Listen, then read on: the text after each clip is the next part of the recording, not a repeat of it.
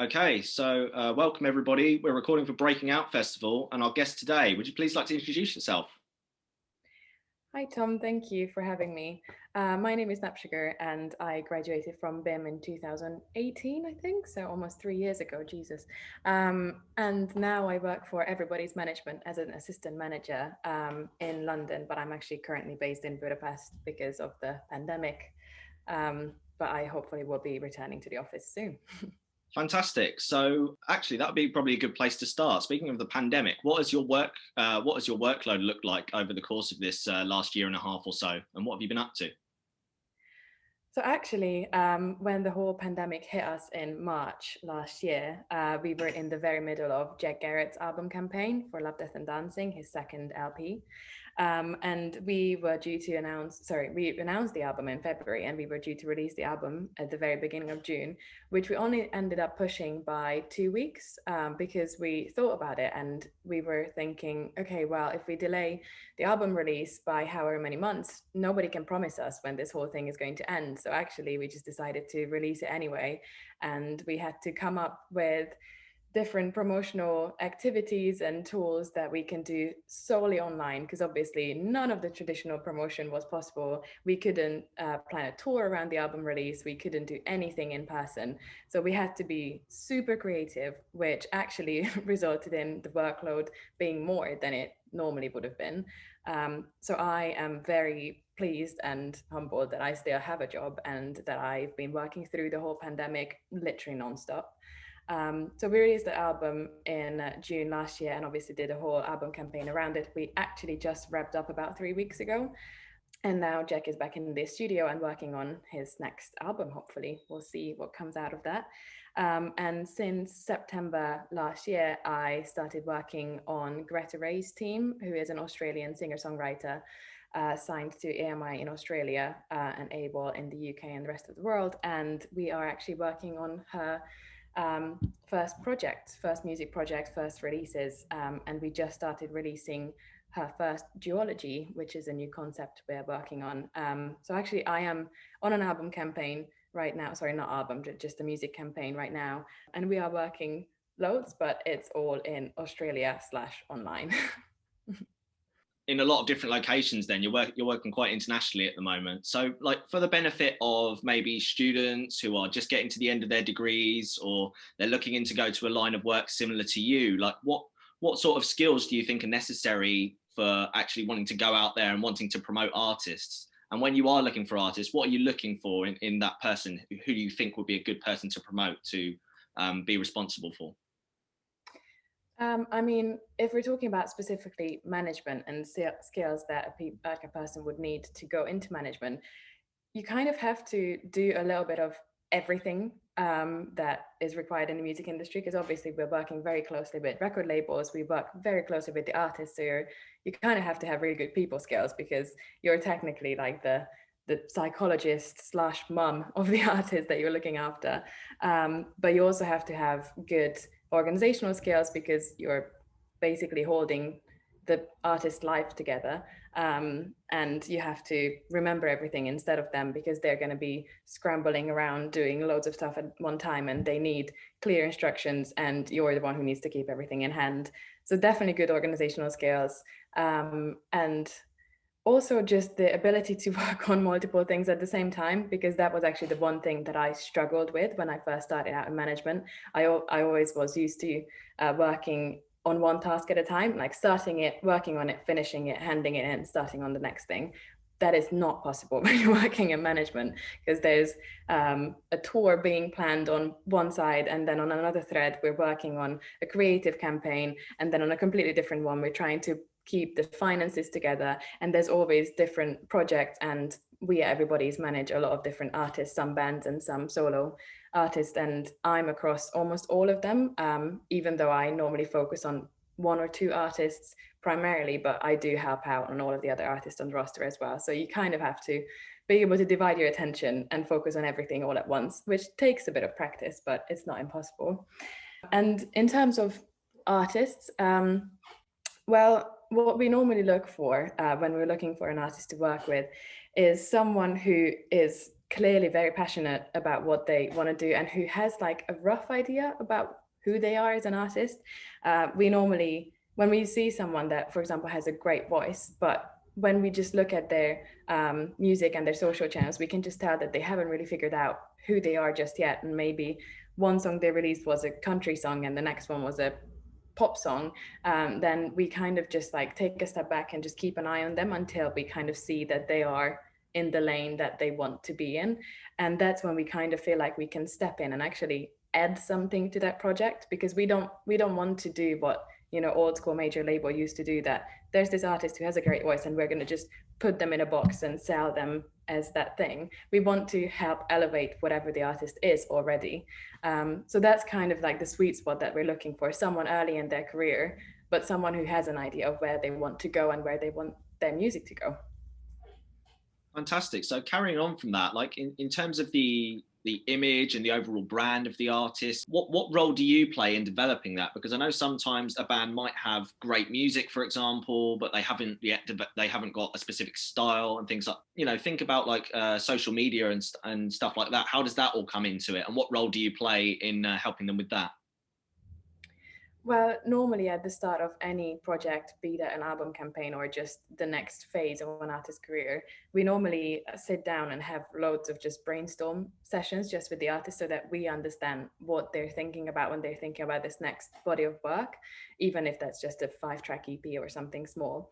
And then based on that, we kind of know the direction that they want to go into, and then it's our responsibility as management to find the team around them. So that's when we go into our creative directory and find good photographers to work with, a good creative director to work with, to pull together all the assets and the visuals and stuff like that. We start brainstorming for music video content and all of that. And we as a company, we always like to involve the artist in these initial meetings as well, just because we feel like obviously we can pass on what the artist said to us, but nobody's going to be able to explain it as well as the artist could, to tell them, you know, tell the creatives what they want to see, what they want to show with their project. So we normally involve them very early on. I mean, the artists very early on in the conversation with these creative people.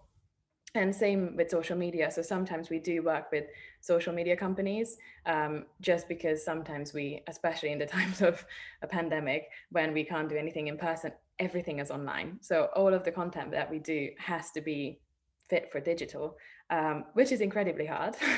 And it's incredibly difficult to keep it varied and exciting and still interesting for all of these people that have been stuck at home for the past 14 months watching their phones and TV and stuff like that. So we sometimes do work with the social media company who can bring more ideas to the table and just elevate any ideas that we might have, maybe just with video editing or photo editing or anything like that. But again, we consult the artist and see what they want to put forward, and then we come up with more ideas how to do that. But we don't normally force anything onto the artist. It is always coming from them. And it's important because we don't really do the whole HQ style thing with any of our artists. Like, we're not posting in their name. I might be the one doing the posting, but it's always going to be the artist writing the copy and putting the actual asset together and the idea together. I'm just pressing the button to post it at the time that we need to post it, basically. So, like in terms of developing your skill set, what role did your time at BIM play in developing your portfolio to act as a bridge from where you started and as opposed to where you developed after you graduated? What role did BIM play in that? A massive one. Basically, when I went to BIM, I moved from Budapest to Brighton, and with absolutely no idea what I wanted to do. I just knew that it had to be something music related. That's all I knew, and I had some roles in my mind that I knew existed. I knew about record labels. I thought maybe I'll end up working at a record label. I knew about festivals because I always loved going to them. So I thought then maybe I'll just work for a festival, and I have done some of these things. But obviously, as BIM started and we started learning about all the different areas within the music industry, because there are so many, I was like, oh, that sounds great, I might want to do that. And then the next time we learned about something, I was like, oh, that also sounds great, I might want to do that. So actually, at the end of year one, I wrote a list of all those things that sounded good to me and that sounded like something that I could picture myself doing. It was an actual physical list. And I just decided that I want to tick off as many as possible just to try myself out in those roles and see if they fit or if I fit those roles with my skill set. So I then went ahead and started to apply for loads of different internships, obviously most of them unpaid in the beginning, and just different opportunities where I could try on those roles to myself. And it started very, very small.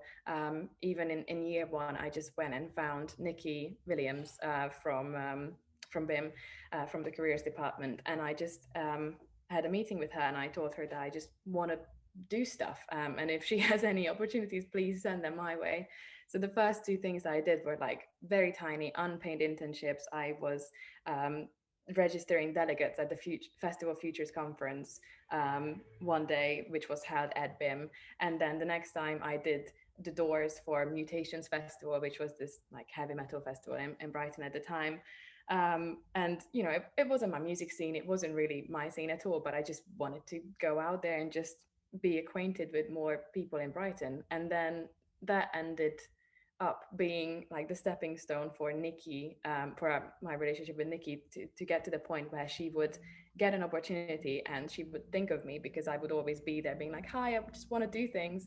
And she would send them my way directly, which was very nice of her. And I started to apply for slightly bigger roles. Like I did a 3-month internship across the summer of 2017 with AP security, which obviously, again, I did not think that I would end up working in festival security, but I was just interested in finding out more about it. So I did 3 months with them. We did Leeds Festival and the Royal Ascot and Electric Daisy Carnival and some other smaller events. And it was incredibly interesting. I obviously at the end realized that I don't want to work in event security, but it is now so good that I can use those skills and just like transferable skills that I learned there. And I can, when I work on the other side of a festival, for example, with artists doing Artist Liaison, which I still do to this day, I know how the security whole company works and what the roles are and who's looking after what. And I know what the protocols are and all of that stuff. So I don't need to find our security guy and ask him what to do in a situation. I kind of know it from that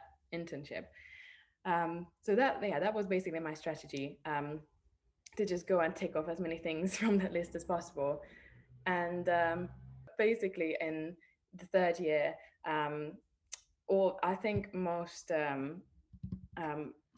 department heads or like course leaders, that's it, most course leaders sit down with their students to find out what they want to do after BIM. I think they still do that, at least in our year. Steve Jones, who was my amazing course leader, he scheduled in tutorials with all of us just to talk about what our plans were. And I told him at that time that the next thing on my list is booking agent. I really want to try myself out as a booking agent. And he said, oh, funny you say that, because I actually have a friend who is looking for an assistant A&R person at their booking agency, which was called 13 Artists, still called that. I'm just not there anymore. I ended up applying for that job. Steve ended up putting in a good word for me, and I got a 6-month internship with them, which was highly educational. I learned so much in those 6 months. It was pretty intense because I was writing my dissertation and I was doing the internship for 13. But it was an incredible experience, and I met so many incredible people that I still keep in touch with from that time. And at the end of the 6 months, they did end up offering me a job. However, again, I realized that it is not for me. But I think that's how I wanted to go about the whole thing. I wanted to eliminate everything that I knew wasn't for me and then just see what was. But then my boss there also kind of saw that maybe being a booking agent wasn't the right thing for me. So he ended up recommending me for another job that he knew about, and I ended up getting that. So I went on to work for the Guild of Music Supervisors as their coordinator, which gave me an insight into how sync works and music supervision and all of that, which was a completely brand new territory for me. I never worked with moving picture and advertisement and gaming before. That was super interesting. And I thought that I would be doing that for a long time. However, I ended up at The Great Escape one year, I think 2 years ago. and I was at one of the networking sessions, which I'm sure we'll circle back to because networking is a huge thing in this whole thing. And I was at one of the networking sessions, and I met someone via a friend, and I started talking to this person, and I asked him, so what do you do? Why are you at the Great Escape? And he said that he's a manager at Everybody's Management, and yeah, he's been working at the company for 7 years, and he loves it. And I happened to have done some research into management companies prior to this meeting, and Everybody's Management was in my top three, like, ideal places to work, like my dream places to work. And when he said that he worked for Everybody's Management, I ended up just bursting words out. It was completely a word vomit thing, and yeah, I was really ashamed of it, but it ended up working because I just like basically told him that Everybody's Management is one of my dream companies to work for, and oh my god, I cannot believe that I met you, and this is just like so serendipitous, and this is amazing. And that was it. Yeah, that we just had a little chat, and it was nice. And this person, who is now my boss, ended up emailing me the week after, being like, I just cannot stop thinking about how enthusiastic you sounded when I mentioned Everybody's Management, and do you want to come in for an interview? And that's the rest is history. Like you said, let's go back into networking. Do you think there's pressure? So, like, if we're talking to maybe students, do you think there's pressure, seeing as there's increasing numbers of students who are coming in every year, they want to go out there and push themselves in a career? Do you think there's increasing pressure on students to think of creative and unique new ways to present themselves?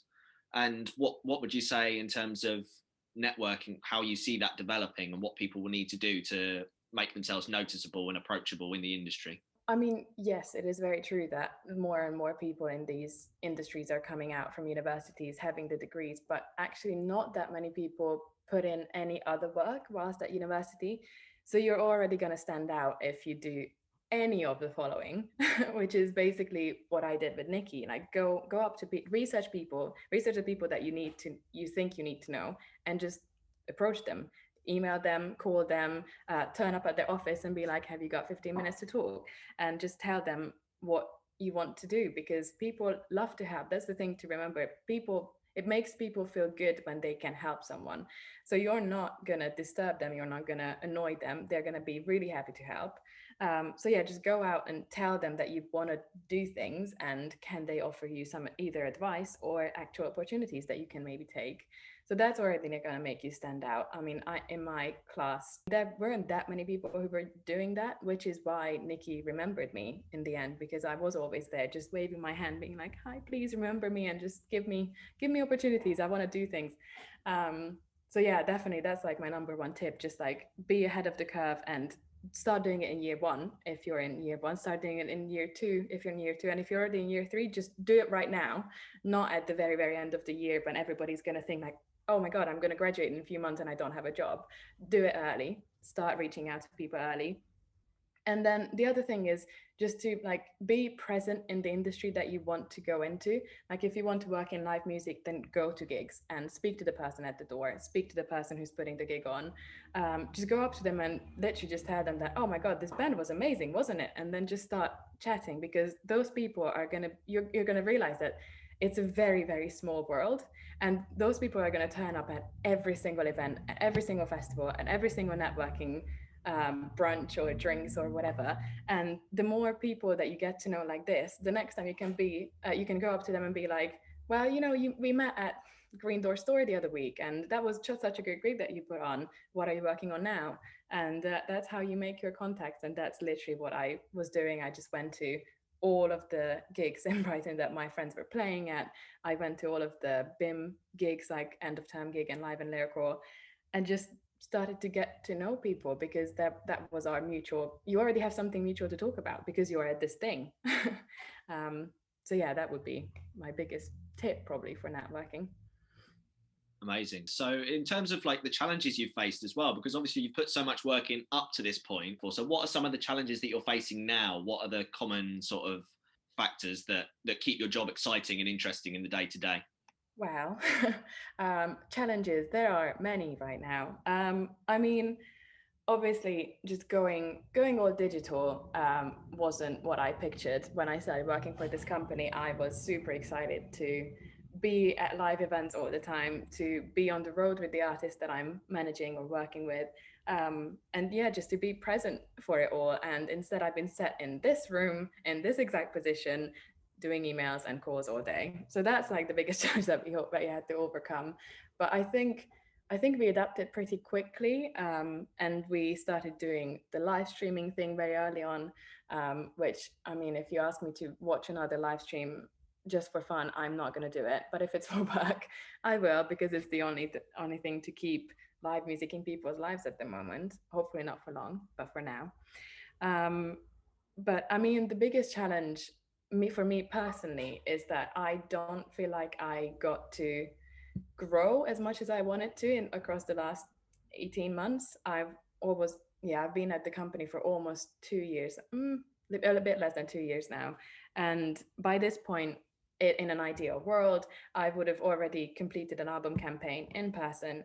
And right now, my Australian artist Greta would be in London, and we would be working on her project in person in London.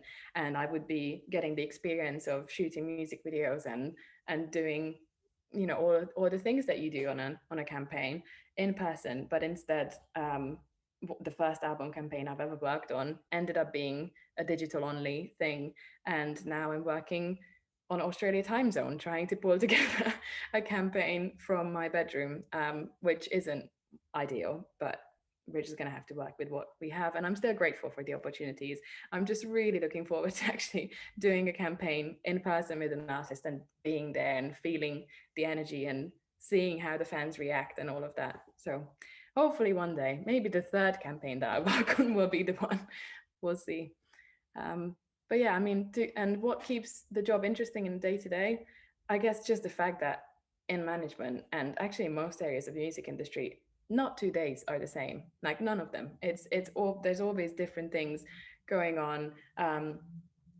There's so many moving parts because we're working with creatives who are temperamental and who change their minds all the time. There's always new challenges and new hurdles that you need to cross, which I enjoy. I mean, it would be very boring if everything just went really smoothly. But yeah, I mean, not 2 days are the same. So it keeps it exciting. Fantastic. So, speaking about everybody's management, so just dropping a couple of names that are associated. We've got Keane on here. We've got Laura Marling, Mumford and Sons. These are quite some, well-established big names. So, how does the experience of managing an artist that's way out there, or being associated with an artist like Keane or like Laura Marling, differ from, say, a band at like a local level or a band that's just up and coming? And what are your experiences like with those groups and artists? So I only just like helped out on the Mumford campaign and on some of the Keane campaign in 2019. Laura Marling actually, so we don't manage Laura Marling and Mumford and Sons anymore, but only just recently we parted ways with them, not for no like bad reason or anything like that. But when I started working, Mumfords were still at the company, so I got a little insight into how they're huge. We just call it the machine because what they have around them is just a huge machine. They have about 60 people in their touring crew. It's insane. I mean, when Mumfords go on tour, you literally need 2 managers on the road, plus the tour manager, plus just so many roadies and technicians and people who do the visuals and lights and everything like that. It is insane. Like a show of that size is just nothing like I've seen before. So I guess it's only different in terms of scale. Like we do the exact same things on a small up and coming artist. We just signed a new artist from New York. She's called Sarah Kinsley. And we only just started managing her last month, and we're also putting her music out via our newly founded record label. And we're doing the exact same things on Sarah's project when we're going to release an EP at some point this year, as we do on Mumford and Sons, because the things that you need to tick off, like the list is the same, it's just on different scales. Obviously, we're not going to be booking arenas for Sarah just yet, hopefully one day.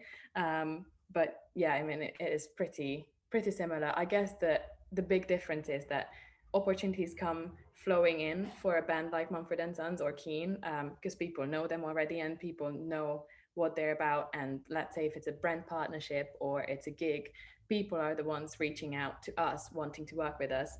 And with up and coming artists, it's kind of a little bit the other way around, because obviously we're going to have to create the opportunities for them to put themselves out there and get that name for themselves.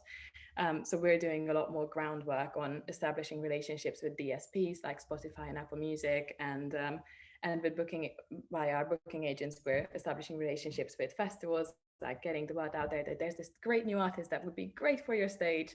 So we're doing a lot more like pushing the artist out there rather than just, you know, picking and choosing from all the opportunities that come into us, which is obviously a little bit easier.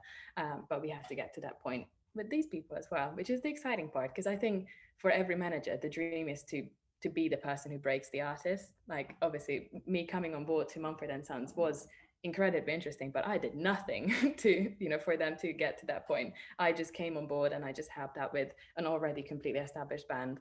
I'm much more enjoying working on Greta Ray and Sarah Kinsley, who are going to be the big names of the future, hopefully.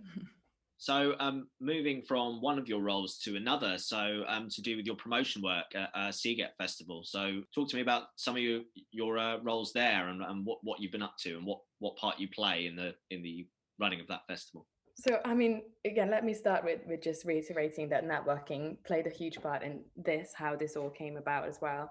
I volunteered at BIM to work at their festivals. You know, I don't know if the students know, but BIM does lots of festivals across the summer, and you can volunteer or apply to be part of the team, either as a musician to play on the stage, or to run the stage, or to be the artist liaison person, or the technician, or do lights, whatever you want to do. Find Susie Ireland for that if you're interested. I'm not sure if this year is going to happen. I mean, I don't know what festivals are going to be like this year, but definitely for next year. But yeah, so I started working for those festivals as an artist liaison person, and about a year later, I was at the Great Escape. Again, another top tip: definitely do not miss the Great Escape. If you can go, volunteer, be just, I don't know, just have like the smallest little role in the festival, just be there, because everybody is there, and that's where you can meet people.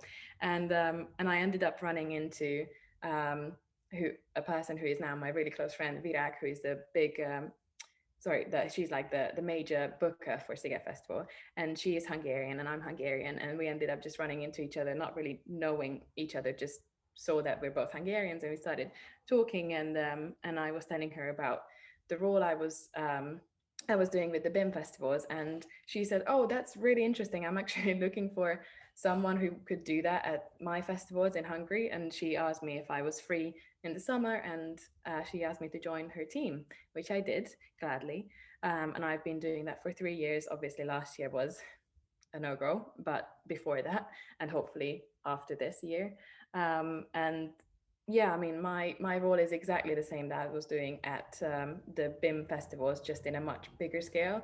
So artist liaison is basically, if you don't know, just looking after the artist from the moment that they land in the country until they leave the country, basically. So I'm the one picking up the artist at the airport, taking them to their hotels, picking them up from there, taking them to the festival, looking after them the whole day, making sure that they have everything that they need, and that their green room is exactly the way they want it. And trust me, with artists like Shawn Mendes and Rihanna and Foo Fighters, it's much more difficult than you think.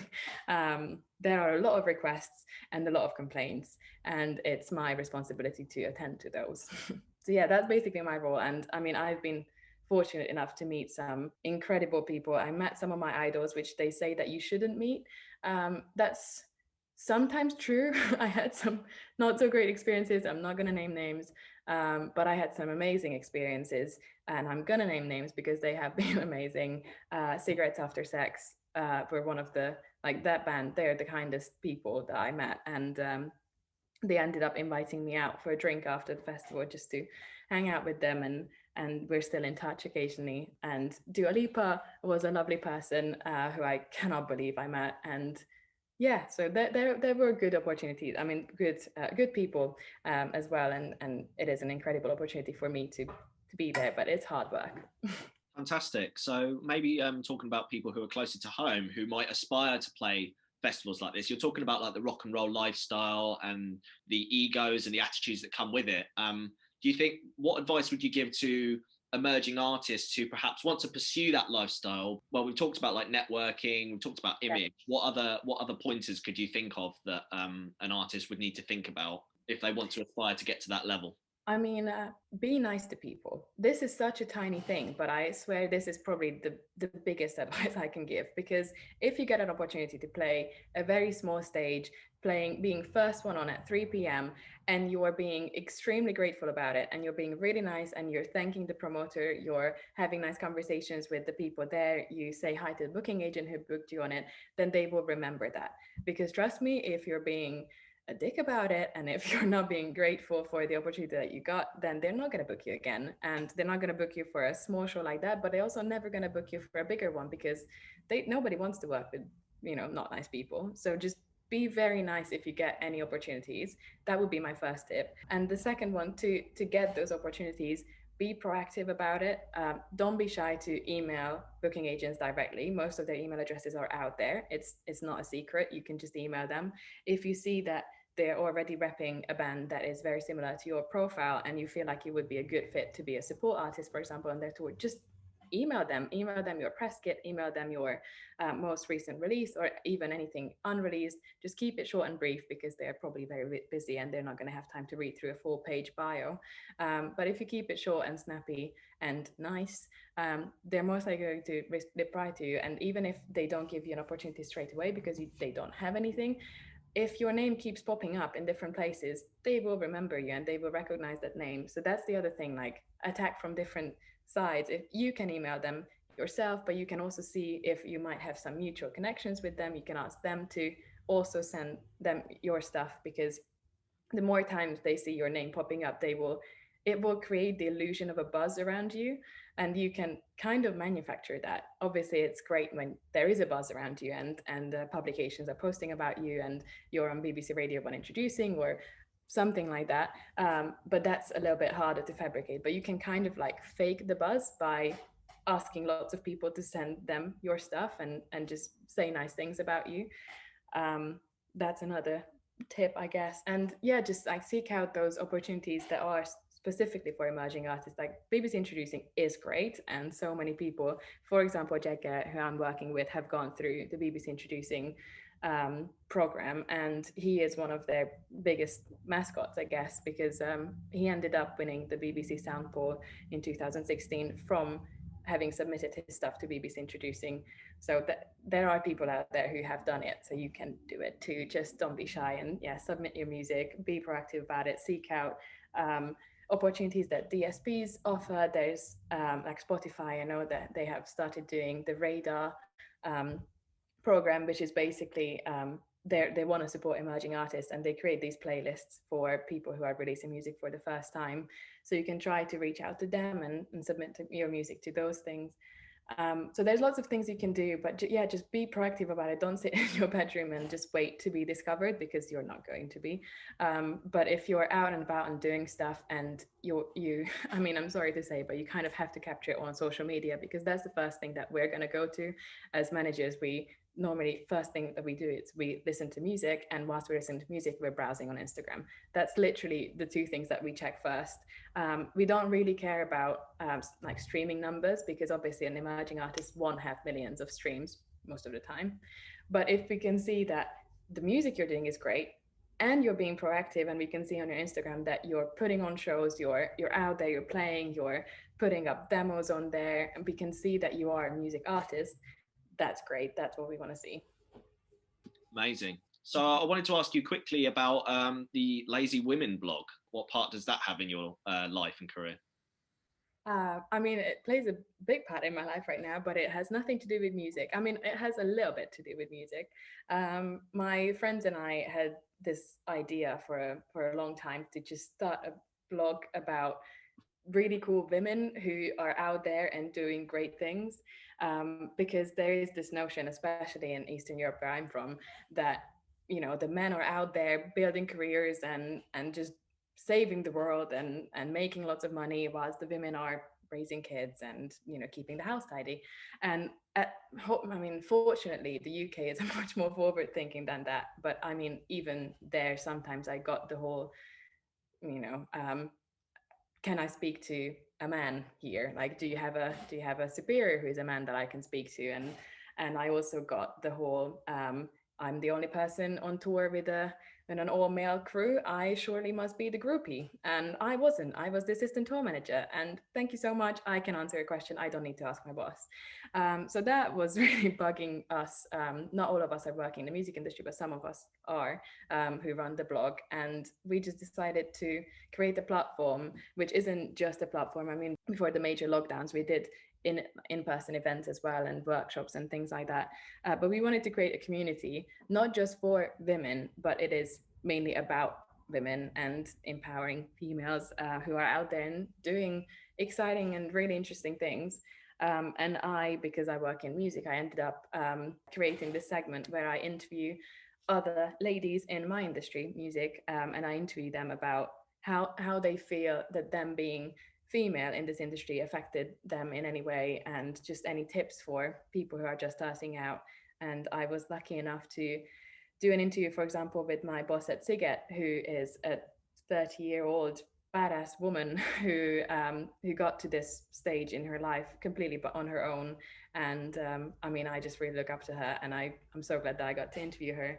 And I also did an interview with Judith Mátyási, who is Dua Lipa's production coordinator, and also Lana Del Rey's production coordinator. She's also a badass woman out there, just making things happen completely off her own back. So yeah, I'd like to continue with this segment and just interview loads of people who I think are crushing it, and who I think should have more of a platform on their own.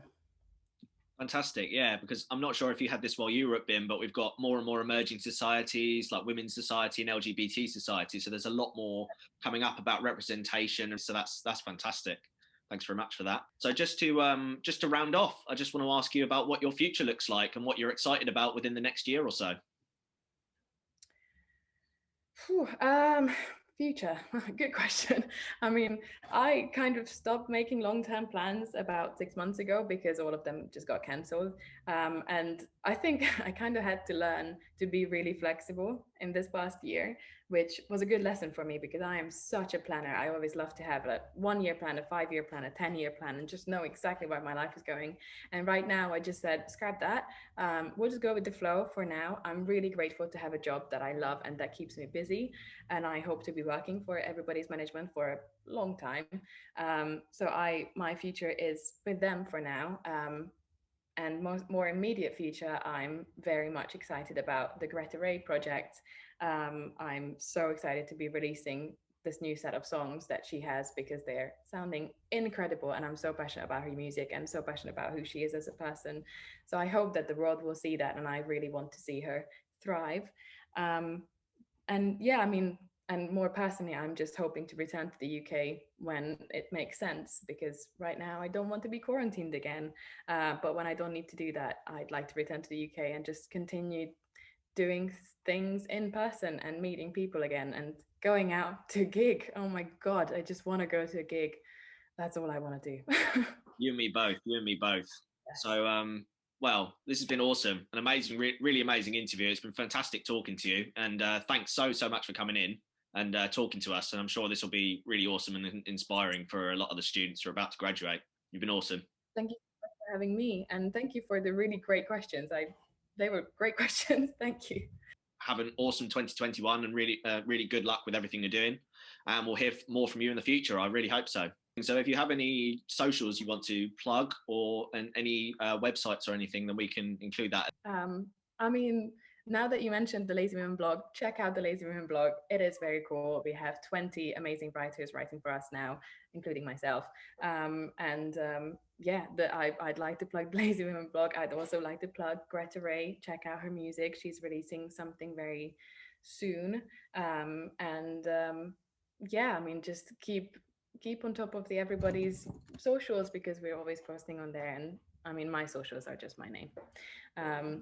But yeah, thank you. And yeah, have a great rest of the year and rest of 2021. You too. Thanks so much.